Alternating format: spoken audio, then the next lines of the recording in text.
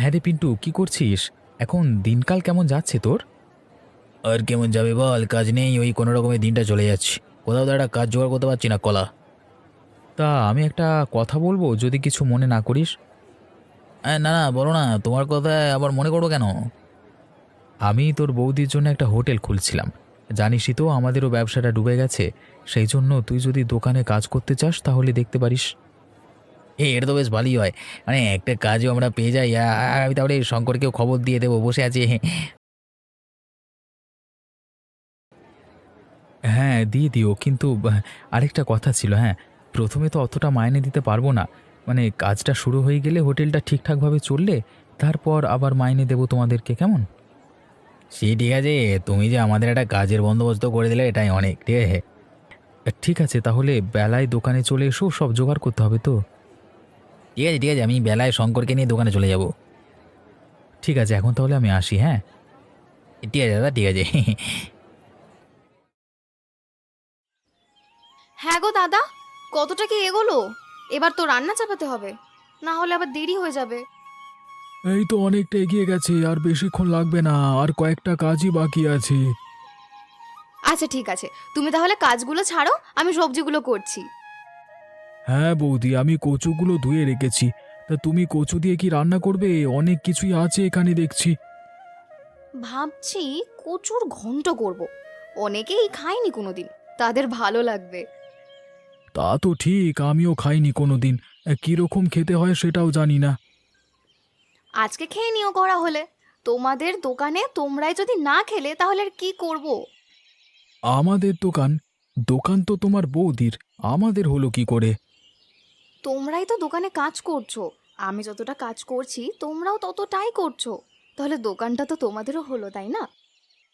তা ঠিক বলেছ, এ দোকান আমাদের পেটে ভাতের জোগাড় দিয়েছে। এটা আমাদের কাছে ভগবান। আচ্ছা ঠিক আছে, এবার তাহলে রান্নাটা বসাই, চলো। হ্যাঁ চলো বৌদি, রান্নাটা বসিয়ে দিই এক এক করে, না হলে অনেক সময় লেগে যাবে। এই দিকটায় দুপুর হলেই লোক আসতে থাকে। ওই জন্যই তো বলছি তাড়াতাড়ি করতে, না হলে তো দেরি হয়ে যাবে। ঠিক আছে, আমি ওইদিকে যাচ্ছি রান্না বসাতে। তুমি এগুলো নিয়ে চলে এসো। আমি এগুলো নিয়ে যাচ্ছি, তুমি ততক্ষণ ওইগুলো গিয়ে বসাও, যাও। ঠিক আছে, আমি এলাম। দাদা, এত দেরি করে এলে যে? আজকে প্রথম দিন তোমার দোকান খুললো, এত দেরি করলে হয়? ওই একটুখানি কাজ ছিল, ওই জন্য দেরি হয়ে গেল। তা রান্না কত দূর? বৌদি এসে গেছে তো? হ্যাঁ, বৌদি এসে গেছে অনেকক্ষণই। রান্না বসিয়ে দিয়েছি, আমি এদিকে ভাতটা করছি, আর বৌদি ওদিকে তরকারিগুলো করছে। হ্যাঁ। ভালো ভালো, এরকমভাবে পাশে থেকে চললেই ভালো হবে। হ্যাঁ দাদা, ব্যবসা চালাতে গেলে একটু তো কষ্ট করতেই হবে। আমরা তো আছি সাহায্য করবার জন্য, হয়ে যাবে ঠিক, তুমি চিন্তা করো না। এখন এই হোটেলটাই একমাত্র আমাদের ভরসা। অনেকদিন আশা নিয়ে এই হোটেলটা খুলেছি। সব ঠিক হয়ে যাবে দাদা, চিন্তা করো না। তাই একটু পর থেকেই তো হোটেলে লোক আসবে রে, তাড়াতাড়ি সব কর। ও হ্যাঁ, ওই জন্যই তো তাড়াতাড়ি করছি। এই দুপুর হলি তোর দিকটায় অনেক লোক আসে, আর আজকে প্রথম দিন। হ্যাঁ, প্রথম দিন এসে লোক ফিরে গেলে এটা তো খারাপ ব্যাপার। আমি কিছু সাহায্য করব নাকি তোর? একা একা করছিস দেখছি। না না, কোনো সাহায্য লাগবে না, একাই পারবো। তুমি বরং ভেতর দিকে ঘুরে এসো, ওখানে বৌদি রান্না করছে, একবার দেখে এসো সবটা। হ্যাঁ। তাই করি, একবার দেখে আসি বরং, যদি কিছু সাহায্য লাগে ওখানে। বৌদি রান্না করতে দেবে না, আমাকে যেতে দিল না ওখানে। আচ্ছা আচ্ছা, ঠিক আছে, তুই কাজ কর। আমি দেখছি, না কাজ করতে দিলে এখান থেকে বাড়ি চলে যাব আমরা এখন। শুধু শুধু এখানে থেকে কি করব? তাই বরঞ্চ করো, বাড়ি চলে যাও, দেখা করি।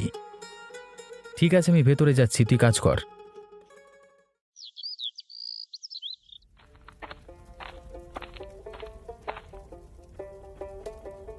হ্যাঁ গো বৌদি, কি রান্না করছো আজকে? পাত পেরে খেতে পারবো তো? হ্যাঁ হ্যাঁ, অবশ্যই খেতে পারবে। আজকে কচুর ঘন্ট হয়েছে, খেয়ে দেখোই না একবার, কথা দিচ্ছি আবার খেতে চাইবে। ঠিক আছে ঠিক আছে, দাও তাহলে খেয়ে দেখি।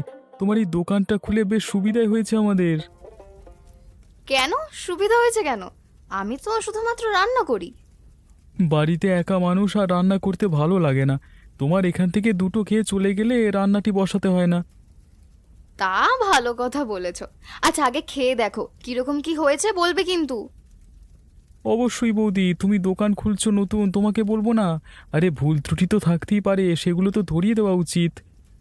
ঠিক আছে, এখন আর কথা না বাড়িয়ে খেয়ে নাও। আহা বৌদি, কি রান্না করেছো তুমি! আহা, এরা একদম চেটেপুটে খাওয়ার মতো গো। এবার তো দেখছি তোমার হোটেলে রোজ খেতে আসতে হবে। হ্যাঁ, তা আসবে রোজ। কে